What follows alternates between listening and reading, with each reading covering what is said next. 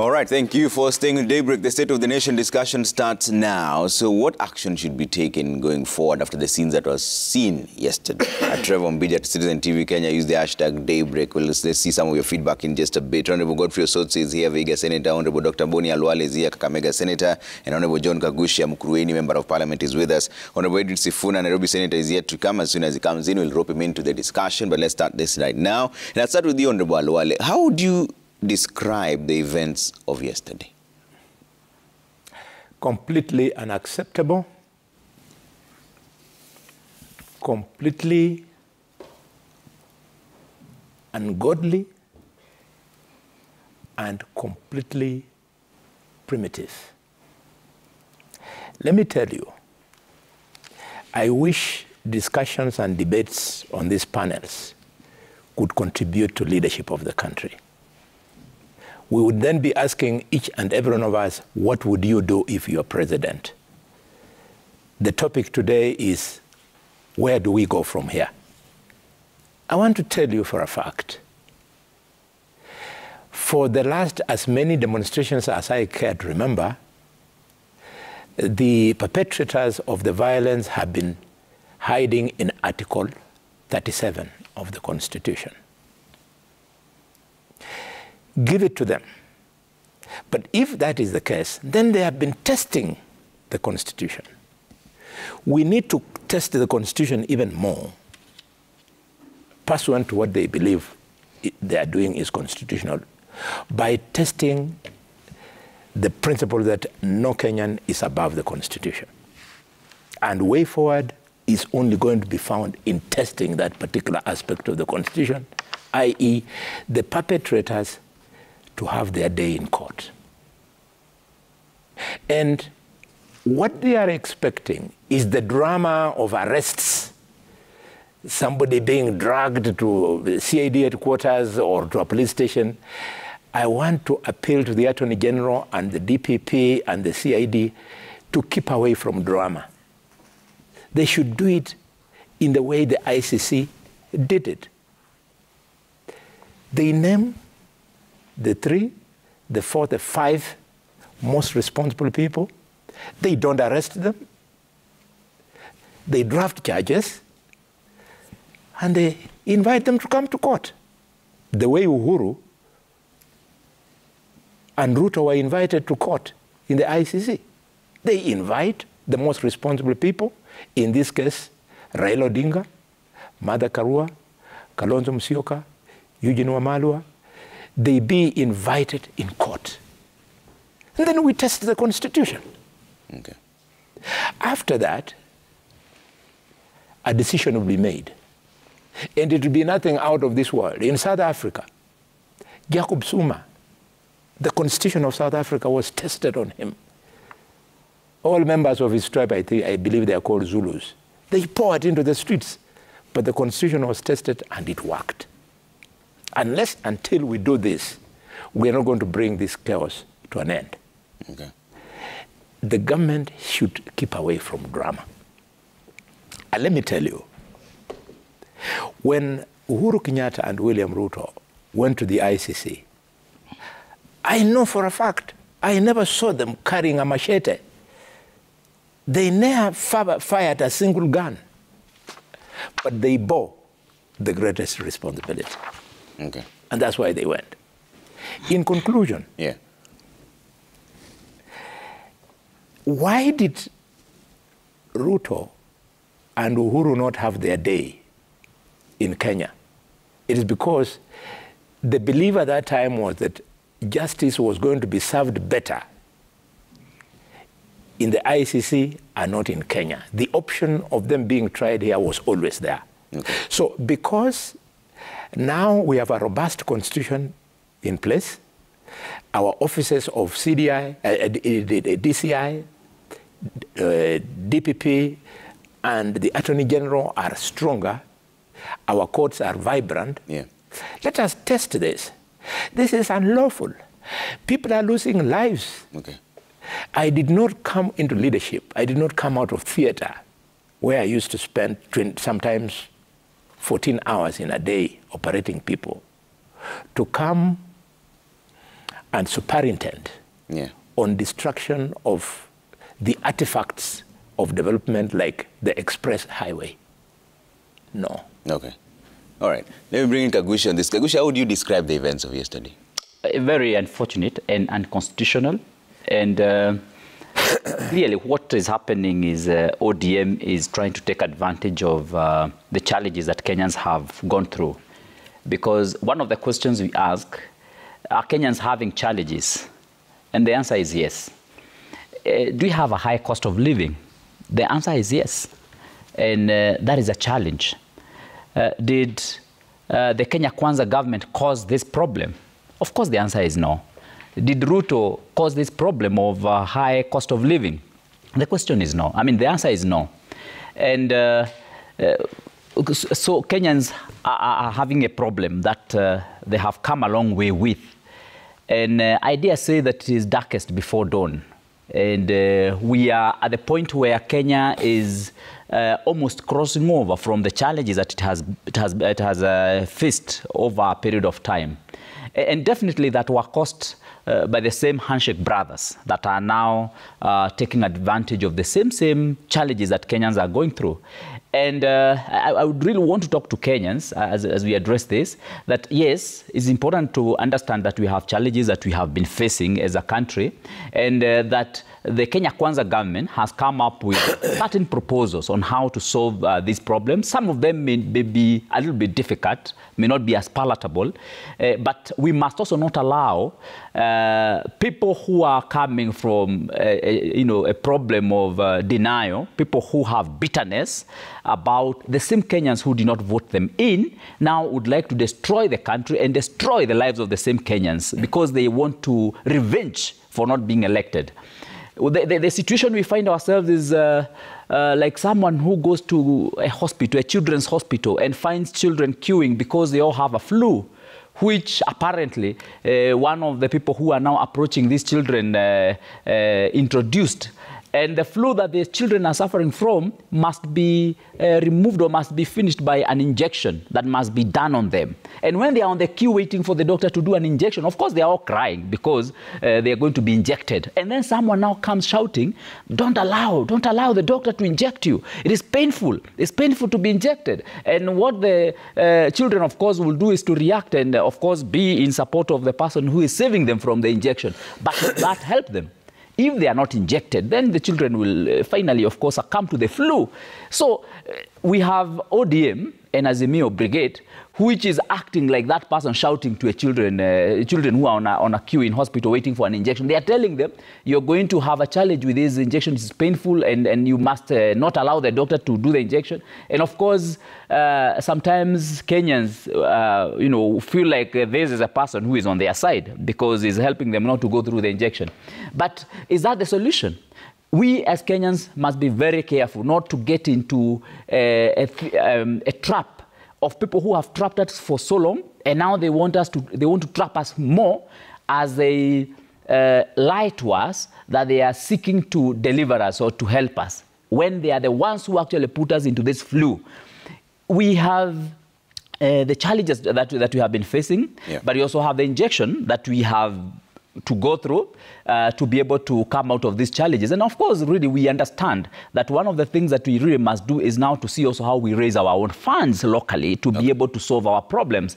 And now someone would like to ensure that we don't get out of the hole that we have been in. Now, why I see this as unconstitutional? Even though Article 37 of the Constitution allows picketing, demonstration, and presentation of petitions to public authorities, it doesn't in any way allow for the kind of violence that we are seeing. It doesn't allow for the kind of destruction of property that we have seen. The Article 24D of the same Constitution does give limitations of freedoms of expression and of course, the rights that we have as Kenyans. And it clearly states how the freedoms and rights can be limited. And the limitation is clear. where now you start going overboard. Yeah. Your enjoyment of your right, your enjoyment of your freedom must not infringe on my own enjoyment of my own freedoms and my own rights, because my rights and my freedoms are just as important as yours. Now, what we saw yesterday is some people trying to go overboard, taking advantage, of course, of a situation which we all agree is a challenge, which we have not caused, and now which we seek to remove people from. Now someone takes advantage of that, causes distraction, lies to Kenyans to make them get into trouble, especially the young people who are hired. And unfortunately, the same people who put them in that trouble are the same people now paying them peanuts so that they don't get out of it. Osotsi, how would you describe the events of yesterday? I've listened very carefully to my two colleagues. And first of all, I want to start by sending my condolences to the families who lost their loved ones. Really? In these demonstrations. One hypocrisy. There was, you had your time. I didn't make noise. I listened to you very carefully. The police brutality was to another level yesterday. And we saw the way the police behaved. They beat up people. They unnecessarily threw tear gas at the crowds of peacefully demonstrating Kenyans. And what happened yesterday, we must blame it on the police. And Trevor, you have been in this country. What happened yesterday had been planned. You saw, and I want to challenge you, Trevor, to play some of the clips here. You saw the president himself warning that he will not allow people to demonstrate. You saw Kindiki himself threatening Kenyans who will go to demonstrate. I even saw a clip of a member of parliament from Kuria West, Honorable Robbie, telling the police to shoot and kill Kenyans who will demonstrate. And you even saw that Kenya Kwanza has even prepared a bill. And the bill, they want to bring it on the floor of National Assembly to outlaw demonstrations because of killings and because of destruction of property. So all these things, it is their script, it is their narrative to try and link peaceful demonstration to destruction of property, to killings. And we know for sure that even in those demonstrations, they had planted goons with guns to go and kill Kenyans. The reason why we had to cancel our rally in Kamkunji at the last minute is because we got information that goons had been planted to shoot at Kenyans. Yeah, but this is statements that you make as Azimio. Yes, but I'm telling you, evidence at all. I am telling you, you haven't even reported this to the police. Trevor, I have seen on social media a plainclothes individual with a gun walking alongside the police. It is there in social media.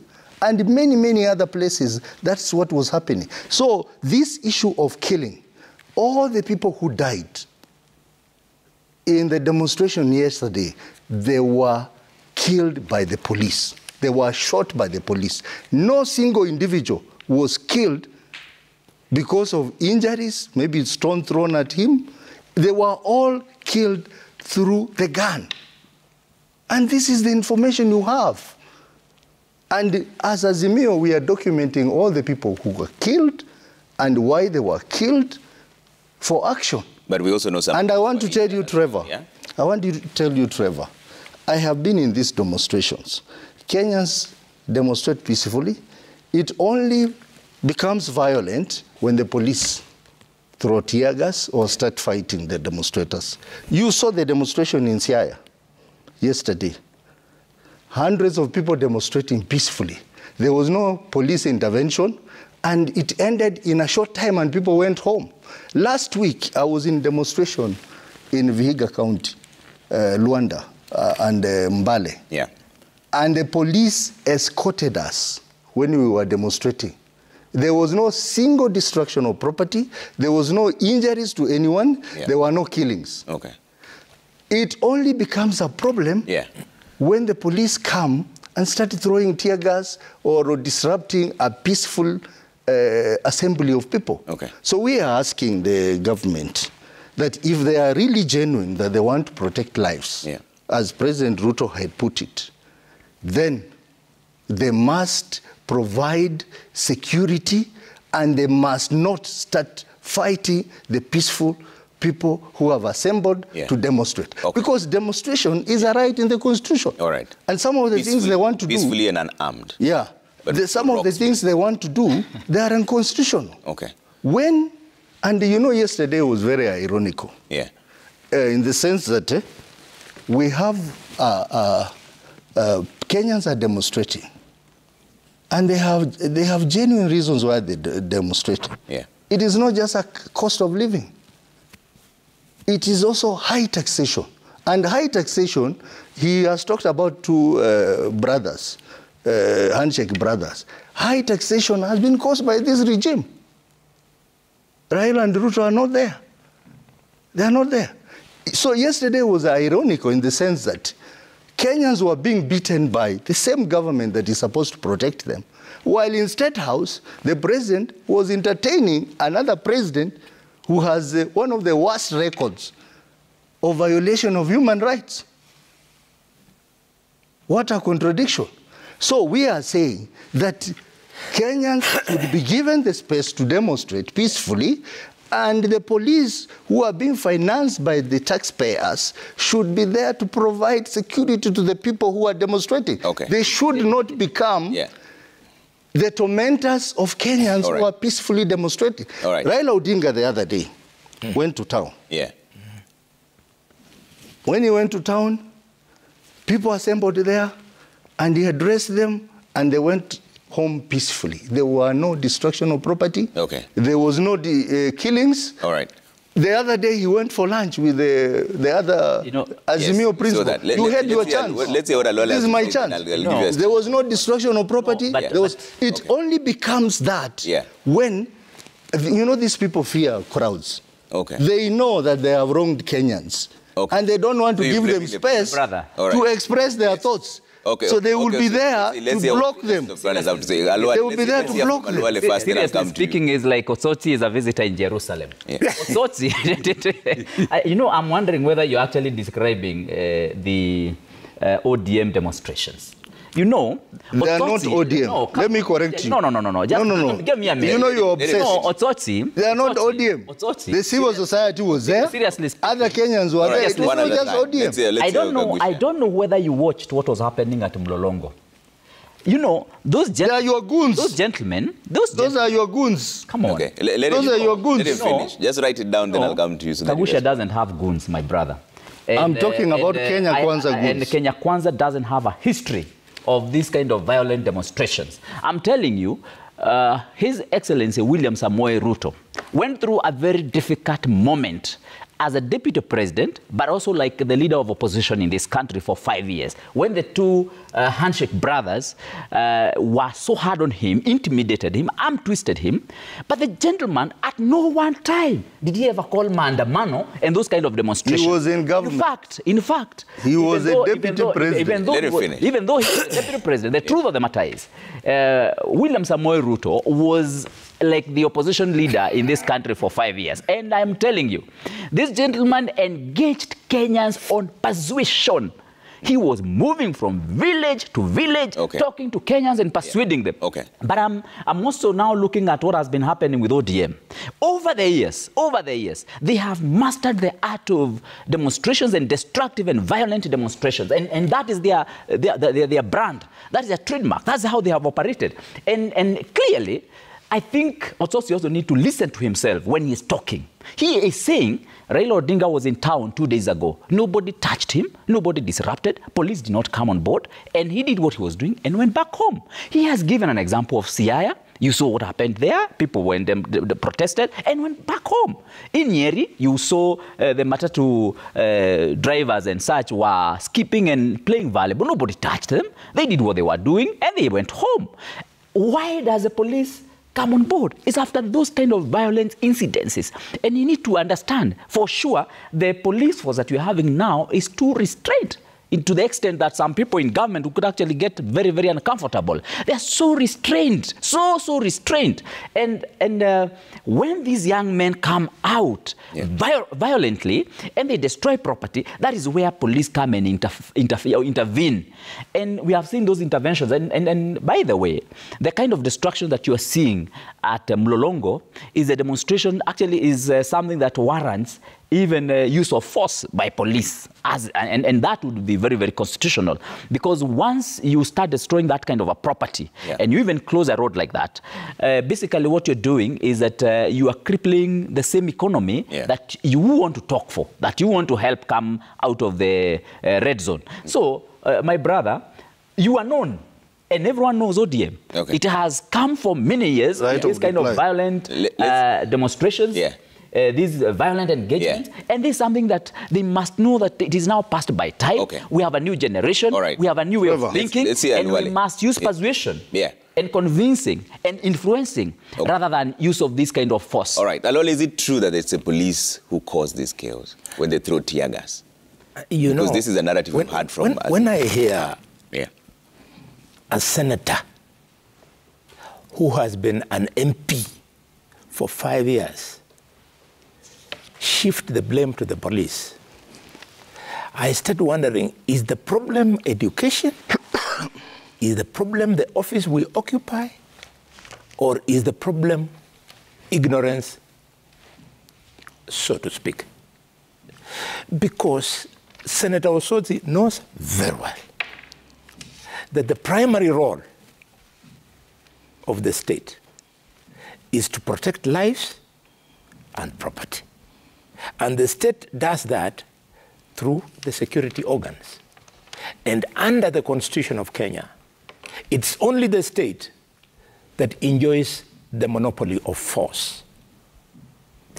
That provided, and also this is a very intelligent professional, how can then he dare tell people that it is the police which is provoking this youth?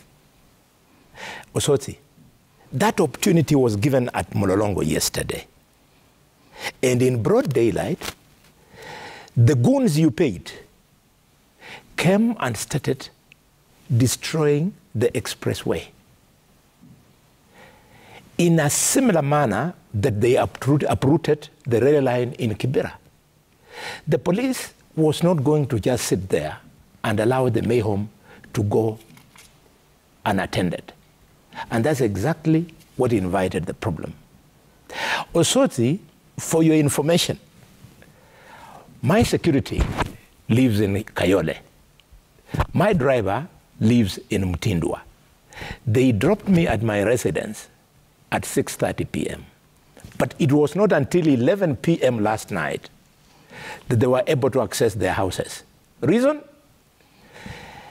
The criminal elements for which you have no responsibility, Mheshimiwa, now took up the responsibility, not the responsibility, took up the opportunity now to loot. They looted people. Matatus were dropping people as far away in Mutindwa as that supermarket that was destroyed. I don't know, I've forgotten its name. So, if the state does not intervene, is Senator Osotsi asking the head of state, the security organs, to surrender the Republic of Kenya to criminals? I know that was not your intention. Osotsi, let me teach you this one.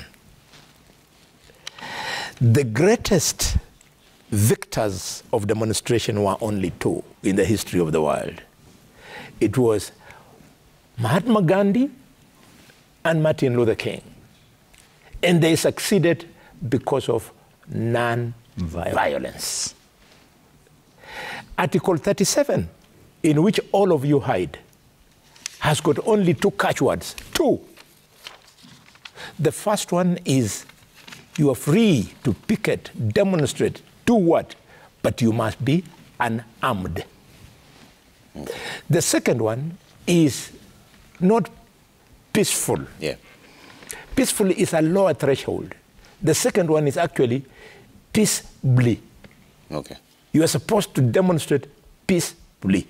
And allow me to tell Osoti what that means, because apparently it doesn't appear to appreciate that. Peaceable demonstration is a higher threshold because it means you demonstrate, but quietly. You demonstrate peacefully. You demonstrate using non-violent means. And this one is the most difficult. You demonstrate without anger. That is the English meaning of the word peacefully. Now, earlier on in this debate, I have said that the people who bear the maximum responsibility should be in court. I look forward to the lawyers of ODM, and there are many, to be in court and face the prosecutor when he says, my lords, Article 37 was breached because the demonstration was not quiet. They challenge it.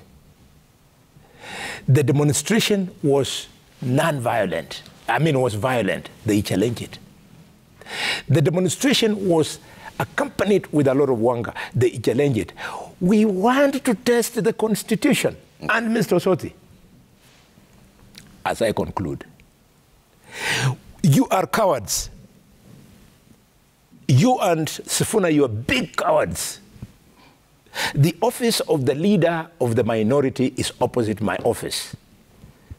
And Osoti and Sifuna, yesterday, they were hiding in that office the whole day up to 4 p.m. They never went. Because the leader of the minority, Senator Mathayo, is out of the country. They have been hiding under his skirt. They were hiding there. They drank gallons upon gallons of tea, paid for by taxpayers, waiting to see whether the goons they had paid were earning their money. So the shame on you. In Majengo, in Vihiga, and Mbale, you paid the youth 1,500. And this you can table as evidence? Yes, I have evidence, because I'll bring the people. I can even give you messages here. So this youth, you paid 1,500 shillings.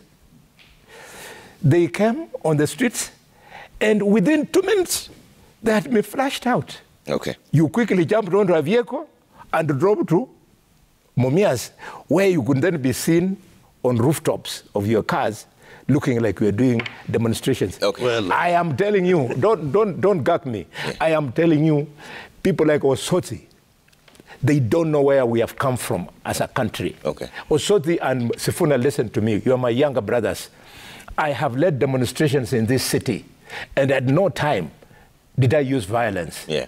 We would sit, I remember, we've seen on Harambe Avenue, rolling on the streets, peacefully.